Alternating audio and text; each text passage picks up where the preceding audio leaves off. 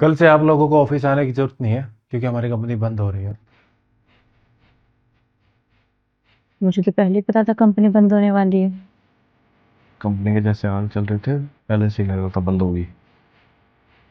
ये सब एकदम से नहीं हुआ। मैंने बैंक से लोन लिया हुआ था जिसकी ईएमआई में टाइम से नहीं भर पा रहा था। बैंक ने नोटिस भी भेजे थे पर मैंने सब कुछ ट्राई किया पर मैं लोन नहीं भर पाया। और तो मेरे पास इतने पैसे भी नहीं है कि जो तुम लोगों ने 14-15 दिन काम किया इस महीने उसकी भी सैलरी दे पाऊँ। देखिए, हमने अपना काम किया है तो अपनी सैलरी चाहिए। लॉस आपका हुआ है उससे हमें क्या मतलब, हम अपनी सैलरी लेके जाएंगे। हाँ, हमें अपनी सैलरी चाहिए। हाँ, सही कह रहे हैं। और अगर आप हमारी सैलरी नहीं दे सकते तो हम ऑफिस से कुछ सामान उठा के ले जाएंगे। हाँ, ये भी ठीक है। सैलरी नहीं देंगे तो बदले में कुछ ना कुछ सामान तो लेके जाएंगे। ठीक है, जिसको जो सामान ले जाना हो ले जाना। अ, ठीक है, तो मैं पीसी ले जाऊंगी। ठीक है, तो वो बाहर जो सोफा रखा है मैं वो ले जाऊंगा, वो बढ़िया है। मैं फ्रिज ले जाऊंगा। कल आना, जिसको जो सामान लेके जाना हो ले जाना। अभी के लिए आप जा सकते हो। ठीक है।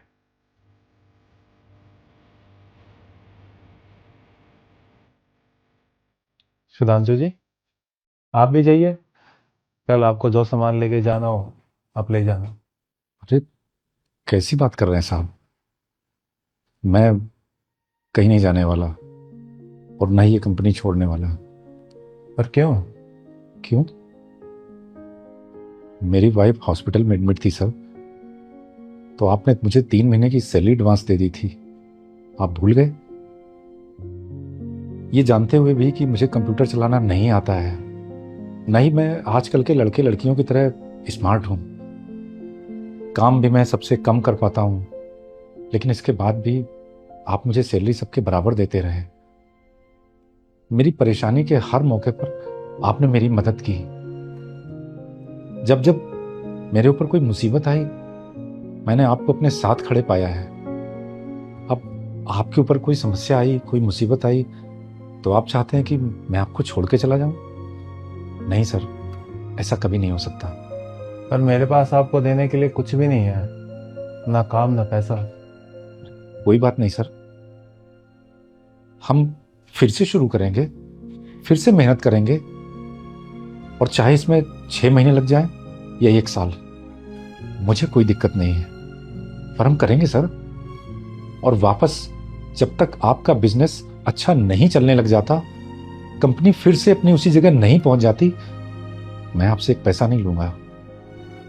और आपकी फैमिली है, वो आप पे डिपेंड है। घर के खर्चे कैसे चलेंगे? उसकी चिंता मत करिए सर, सब हो जाएगा। मैंने अपनी बेटी की शादी के लिए कुछ पैसे जोड़े हुए थे, ऐसी मुसीबत के समय में वो काम आ जाएंगे। और आपकी बेटी की शादी? वो हो जाएगी सर, मुझे भगवान पर पूरा भरोसा है। वो जो करेंगे अच्छा करेंगे। आपको एक बात बताऊं, जी। हमारी कंपनी बंद नहीं हो रही। अभी तो आप कह रहे थे। हाँ, बोला था कि कंपनी बंद हो रही है, पर कंपनी बंद नहीं हो रही बल्कि हमारी कंपनी और बड़ी हो रही है। एक इन्वेस्टर ने हमारी कंपनी में 30 करोड़ रुपए इन्वेस्ट किया है और बोला है हर एक शहर में तुम्हारा वेयर हाउस होना चाहिए। तो इतना काम तो मैं अकेले नहीं संभाल सकता। मैंने डिसाइड किया जो लोग पुराने हैं उनका एक टेस्ट लेता हूँ। जो ऐसे टाइम पे मेरे साथ खड़ा रहेगा मैं उसको हर ब्रांच पे मैनेजर बनाऊंगा। और देखो ना, सिर्फ आप खड़े हो। अगर आज जो भी मेरा साथ देता वो हर एक ब्रांच में मैनेजर होता और उसकी सैलरी 3 गुना होती। पर जिसकी किस्मत में जो लिखा होता है वही मिलता है। और सुधांशु जी, अब से इस ब्रांच के आप मैनेजर हो, आप संभालोगे यहाँ। हमारी कंपनी बड़ी होने जा रही है, ये तो बहुत अच्छी खबर सुनाई आपने सर। और धन्यवाद सर, आपने मेरे लिए ये सोचा, इसके लिए आपका बहुत बहुत धन्यवाद। आपका धन्यवाद सुधांशु जी, जो आप ऐसे टाइम में मेरे साथ खड़े रहे।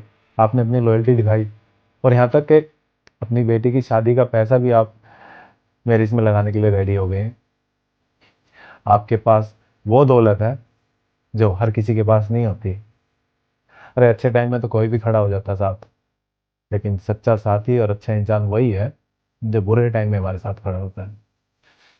मैंने तो पहले से सोच रखा था सर कि अब अपनी जिंदगी के बाकी बचे हुए साल भी अब बस आपके साथ ही बिताने हैं, और काम भी मुझे बस आपकी ही कंपनी में करना है, अपनी आखिरी सांस तक।